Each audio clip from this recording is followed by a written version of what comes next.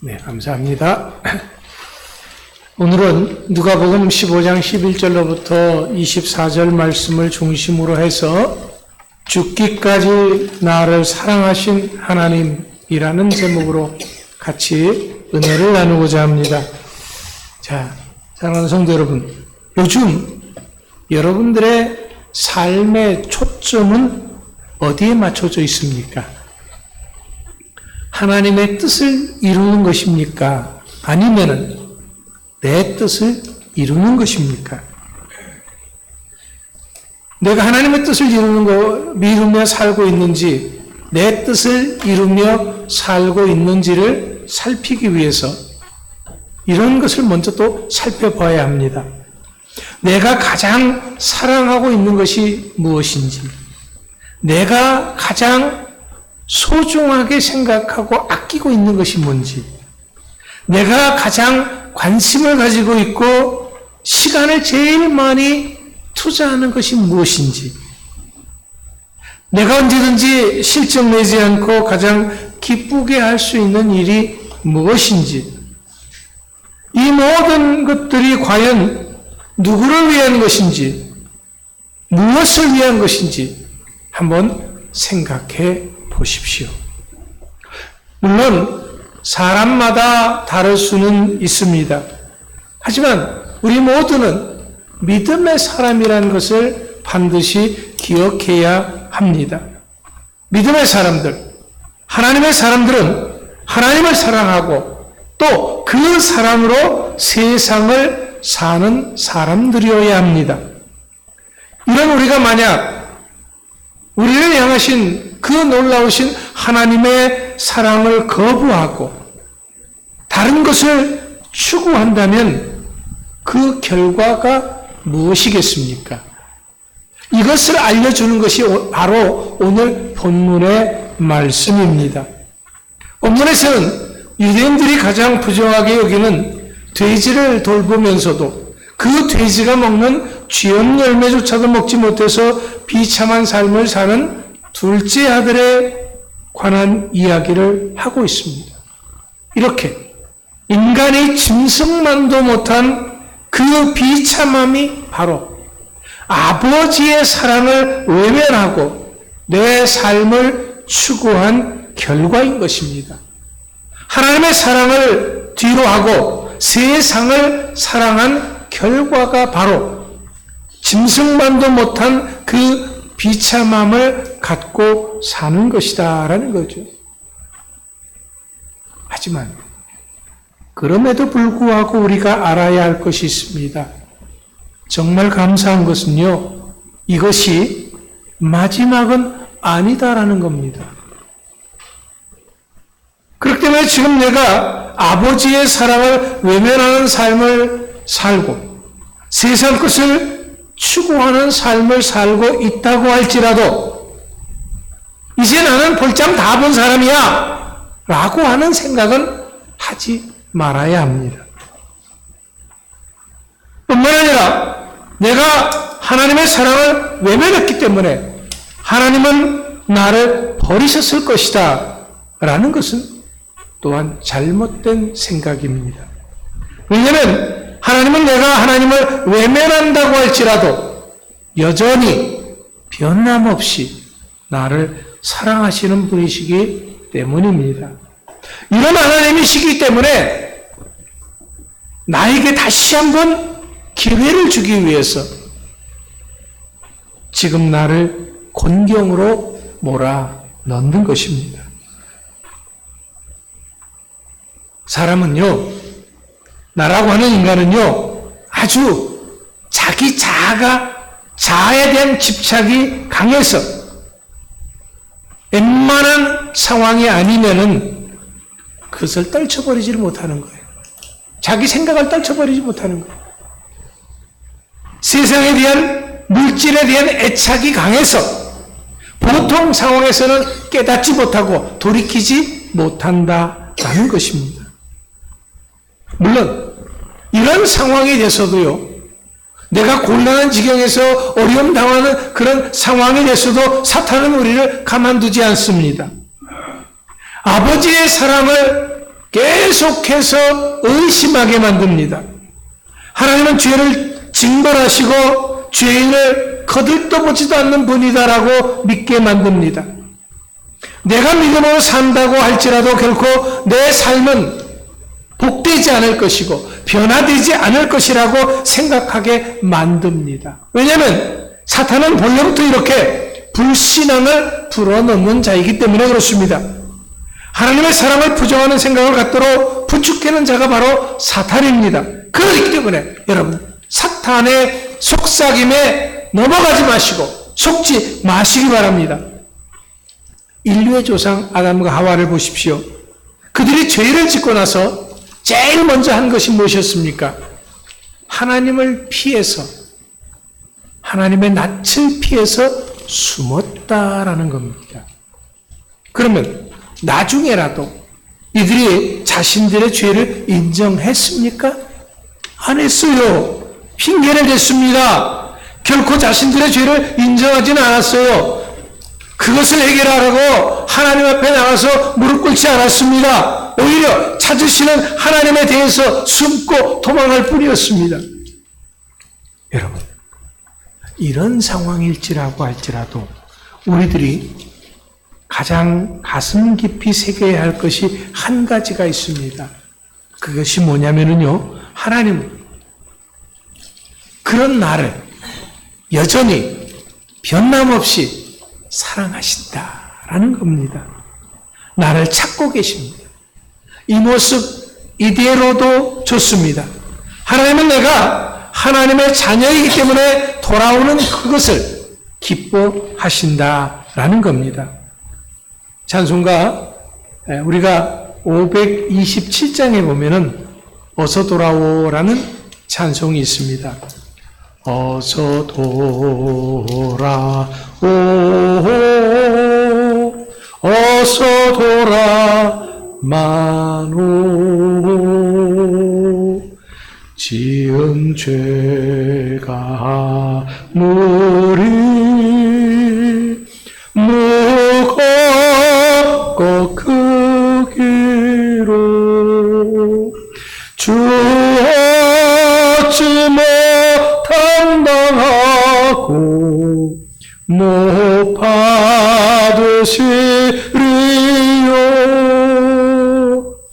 우리 주의 넓은 가슴은 하늘보다 넓고 넓어. 그렇습니다. 하나님은 내가 상처가 났으면 상처난 그대로, 더러우면 더러운 그대로 하나님께 돌아오기만을 기다리십니다. 우리 하나님은 지금의 내 모습이 어떻든지 있는 그대로 받아주실 것입니다. 그렇다면 여기에 어떤 조건이 있을까요? 아니요, 없습니다. 오히려 내가 필요한 모든 것을 채우실 것입니다. 오늘 본문의 둘째 아들을 보십시오. 그가 아버지의 유산을 미리 받아가지고 나가서 허락방탕한 삶으로 다 날렸습니다. 그리고 비참한 지경이 되었을 때 비로소 깨달은 것이 있습니다. 그것이 뭡니까? 아버지의 사랑하심이었습니다. 아버지의 집이었습니다. 이것이 자신의 삶에서 가장 소중하다고 하는 것을 비로소 깨닫게 되어졌습니다. 그럼 이것을 깨달은 둘째 아들의 고백이 무엇이었습니까? 21절에서 내가 하늘과 아버지께 죄를 얻었사오니 옳습니다. 이제 아들의 생각이, 아들의 태도가 완전히 달라졌습니다. 자신이 지금 아버지 곁을 떠난 것이 죄라는 사실을 절실히 깨달았기 때문에 용서를 구하고 있는 것입니다. 이것은 결코 아버지가 내가 자신의 죄를 깨닫지 않으면 집에 한 발짝도 들어오지 말라고 말씀하셨기 때문이 아닙니다. 자기 스스로가 비참한 지경이 되니까 비로소 깨닫게 되어졌다라는 겁니다. 자, 그렇다면 이렇게 집으로 돌아온 아들을 향해서 아버지는 어떻게 하셨습니까? 뭐라고 말씀하셨습니까? 야, 둘째, 너 그만둔 내 재산 다 어떻게 했어? 따지셨습니까? 아닙니다. 내가 너를 얼마나 사랑했는데 어떻게 그럴 수 있느냐고 야단치셨습니까? 아닙니다. 그런 것은 하나도 묻지도 따지지도 않으셨습니다. 단지 그가 돌아온 그 사실을 기뻐했습니다. 그의 몸이 얼마나 더러운지, 그가 어떤 옷을 입고 있는지 그런 건 상관없습니다.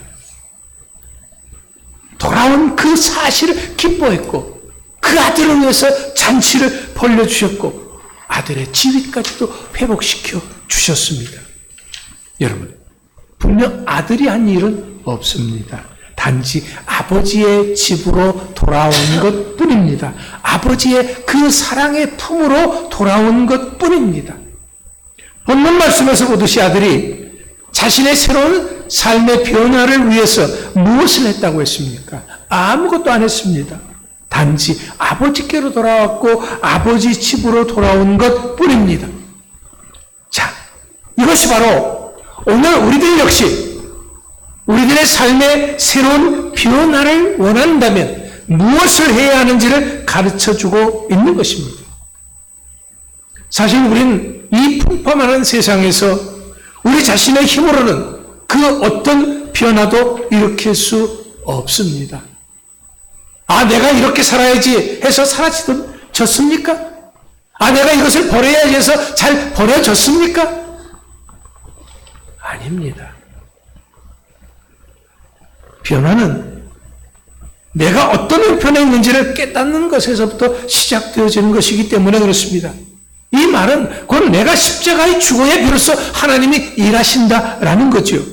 하나님은 내가 죽을 때 이제까지 내가 상상도 하지 못한 일들을 나의 삶 가운데서 일으키시기 시작하실 것입니다. 그렇다면 내가 죽기 위해서 할 일이 무엇입니까? 아무것도 없습니다. 단지 우리는 내 형편을 깨닫고 나를 향한 하나님의 사랑을 믿기만 하면 됩니다. 내가 하나님 앞에 얼마나 큰 죄를 지었는가 하는 것을 깨닫고 회개하면 됩니다. 예수님이 이렇게 회개하는 나의 죄를 위해서 십자가 지셨음을 믿기만 하면 되는 것입니다. 이 사실을 믿는 자는 죄 용서받고 하나님의 자녀가 된다고 하는 그 사실을 받아들이기만 하면 됩니다. 우리 주님은 지금도 내 마음문 앞에서 내 마음을 놓고 하고 있습니다. 내 마음문을 열고 주님을 나의 구주로 영접하기만 하면 우리의 삶은 변화되는 줄 믿으시기 바랍니다. 근데요, 문제는요, 이게 제일 어려워요. 왜 그럴까요? 이 제약된 세상에서 이런 하나님의 사랑을 받아들인다고 하는 것이 굉장히 어리석게 생각이 되어지기 때문에 그렇습니다. 왜냐하면 이 구원을 위해서 내가 한 것이 아무것도 없어요.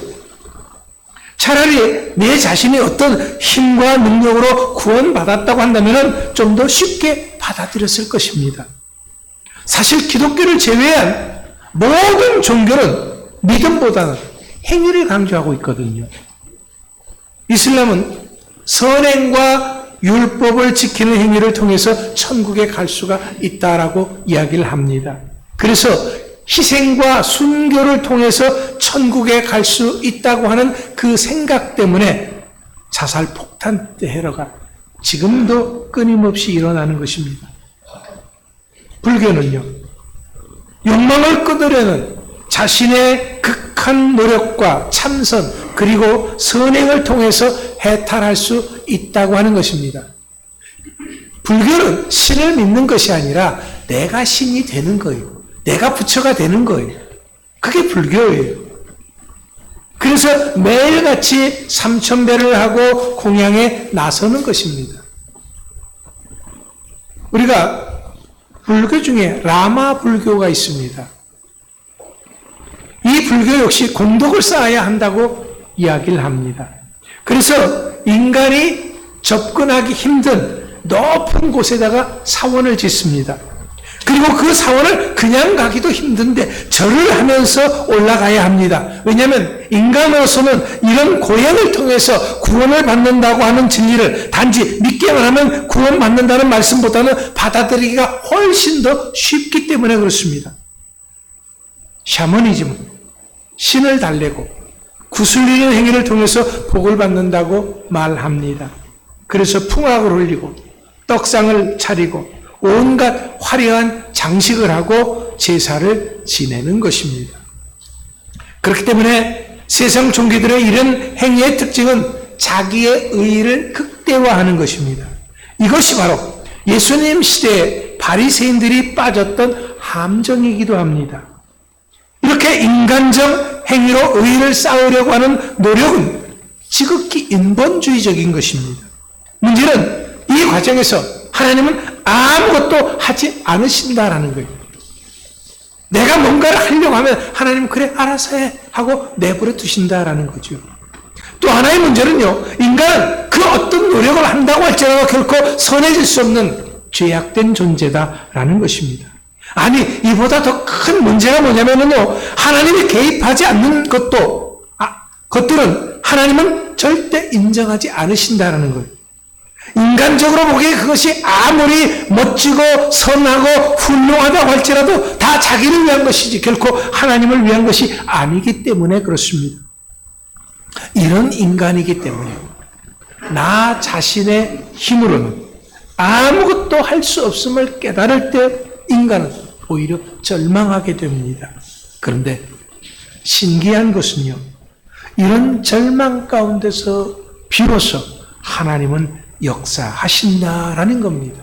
내 삶에 빛이 보이기 시작한다라는 거죠. 그때 우리 하나님이 우리에게 말씀하십니다. 사랑하는 자여, 이제 그 힘든 것을 내려놓아라. 수고하고 무거운 짐 진 자들아 다 내게로 오라. 왜? 주님이 그 무거운 짐을 감당해 주시겠다라는 것입니다. 바로 이 음성이 우리를 살게 하는 것입니다. 바로 이 말씀이 우리에게 새 생명을 주시는 것입니다. 오직 하나님이 주시는 이러한 찔림이 있을 때 우리는 변화될 수 있는 것입니다. 그럼에도 불구하고 우리가 죄 용서받기 위해서 내가 할 일은 없습니다. 내가 새로워지기 위해서 내가 할 일은 없습니다. 단지 내가 죄인임을 깨닫고 회개하고 하나님의 사랑을 믿는 것입니다. 네, 이것만 하면 됩니다. 그러면 나머지는 하나님께서 역사하십니다. 하나님이 역사하시면 이제껏 내가 지은 모든 죄를 알게 되고 미워하게 됩니다. 세상의 그 어떤 것보다도 주님의 말씀을 더 사모하게 됩니다. 주님이 하시는 일을 더 기뻐하게 됩니다. 여러분, 혹시 오늘 내 삶이 왜 이렇게 힘든지 생각해 보셨어요? 하나님이 내 인생의 주인임을 인정하지 않고 있기 때문에 그렇습니다. 내 안에 세상 것들이 주인이 되어 있기 때문에 그렇다라는 겁니다. 그래서 내 마음을 온통 세상 사람의 사랑과 인정으로 채우려고 하고 있는 것입니다. 세상 성공에 목을 메었던 것입니다. 그래서 오늘 나의 삶이 이렇게 힘들었던 것입니다. 물론 우리들이 하나님을 믿고 모든 것을 맡긴다고 말은 합니다. 그러면서도 하나님, 이것만은 어떤 일이 있어도 건들지 말아 주십시오 라고 말합니다. 그런데 문제는요, 이것이 건들지 말라고 하는 이것이 한 개, 두 개, 그게 아니라 삶의 우리 영역 곳곳에 이런 것들이 너무도 많이 있다라는 거예요. 우리는 이렇게 말합니다. 하나님, 우리는 신앙생활합니다. 나도 이제부터 좀 잘하고 싶습니다.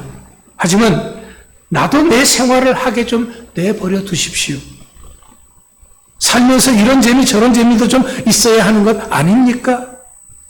자꾸 오후 예배 참석해라, 수요 예배 오라, 말하지 마세요. 나도 내가 좋아하는 거 이것저것 다 버리라고 하면은 내가 무슨 재미로 세상을 살겠습니까? 하나님, 세상에서 사는 내 체면도 좀 생각해 주십시오. 나도 세상 사람들에게 인정받고 싶고 사랑받고 싶고 영광받고 싶습니다. 나도 적당히 세상 사람들과 같이 좀 누리면서 살고 싶습니다. 주님으로 인하여서 큰 상처받고 어려움 당하는 것 같은 거 이제 하고 싶지 않습니다. 교회에 나가는 시간도 너무 많은 것 같으니까 좀 고려해 주십시오. 예. 그러면 하나님이 우리에게 이렇게 말씀하실 거예요. 예. 그거 잘못 알고 있는 거야. 내가 너의 것을 뺏으려고 하는 마음은 추호도 없어. 단지 내 걸 주고 싶을 뿐이야. 너에게 가장 좋고 멋지고 귀한 것을 주고 싶을 뿐이야. 내가 내 것을 달라고 하는 이유는 내 것을 뺏으려고 하는 것이 아니라 내가 손을 꼭 쥐고 있으면, 내 것을 네가 손을 꼭 쥐고 있으면 내가 줄 때 너는 받을 수가 없잖아. 사랑하는 성도 여러분, 혹시 우리가 아직도 하나님 앞에 내려놓지 못한 것들이 있습니까? 이제는 다 내려놓으십시오. 나는 죽었다 생각하십시오. 사도 바울 역시 예수님이 십자가에 죽을 때 자신도 죽었다고 고백했습니다. 그럼에도 불구하고 아직 내가 상처받는다는 것은 아직 내가 살아있다라는 것이죠. 이런 내가 이제 할 일이 있습니다. 그것은 잃어버린 하나님의 사랑을 회복하는 것입니다. 우리가 분명히 알아야 할 것은 하나님은 나를 괴롭고 힘들게 하는 분이 아니십니다. 내 것을 빼앗는 분도 아닙니다. 나를 죽이시는 분은 더더욱 아닙니다. 하나님은 어떻게 해서든지 나를 살리시고 나를 사랑하시는 분입니다. 더 멋지고 복된 삶을 살게 해주시기를 원하시는 분입니다. 여러분, 나를 향해서 팔을 벌리고 계신 그 하나님께 한번 물어보세요. 하나님, 나 사랑하세요? 그러면 팔 벌리고 계신 그 하나님이 나에게 말씀하실 것입니다. 그래, 내가 죽기까지 너를 사랑한단다. 그렇습니다. 우리 하나님 아버지는 나를 사랑하십니다. 죽기까지 사랑하십니다. 세상 끝날까지 항상 변함없이 사랑하십니다. 그렇기 때문에 이제는 오직 하나님 아버지 한 분만으로 만족하는 여러분들이 되시길 바랍니다. 나를 사랑하시는 하나님 아버지께 나 자신을 온전히 맡길 수 있는 여러분들의 삶이 되시길 바랍니다. 이제부터 여러분의 삶은 다른 것이 아닌 나를 죽기까지 사랑하신 그 하나님 아버지의 사랑으로 인해서 승리하는 복된 삶이 될 수 있기를 간절히 축원합니다. 기도하겠습니다.